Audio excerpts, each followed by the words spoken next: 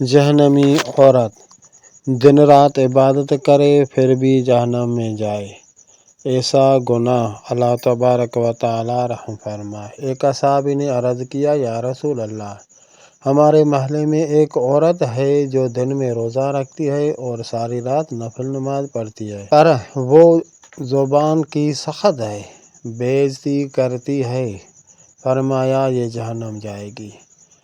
پھر صحابی نے عرض کیا، یا رسول اللہ، ایک اور عورت ہے جو نفلی روزہ نہیں رکھتی اور نماز نفلی نہیں پڑھتی، لیکن اس کا زبان میٹھا بول بولتی ہے، کسی کو تکلیف نہیں دیتی۔ فرمایا یہ جنت میں جائے گی، کیونکہ سب سے اعلیٰ مسلمان وہ ہے جس کا اخلاق اچھا ہے، وہ کسی کو تکلیف نہیں دیتی۔ بہترین مومن کی صفات، وہ بہترین مسلمان، اعلیٰ مسلمان، یہ بہترین مومن۔ اصحابی نے عرض کی، یا رسول اللہ، سب سے بہترین مومن کون ہے؟ رسول اللہ صلی اللہ علیہ وسلم نے فرمایا، سب سے بہتر مومن وہ ہے جس کا اخلاق اچھا ہو۔ اچھے اخلاق کے 360 اقسام ہیں۔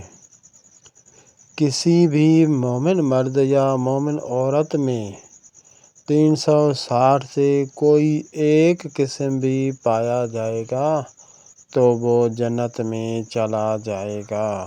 اللہ تبارک و تعالی ہمیں اپنے محبوب صلی اللہ علیہ وآلہ وسلم کے صدقے ایسے بہترین مومن میں، مسلمانوں میں شامل فرمائے، اچھے اخلاق کی توفیق عطا فرمائے۔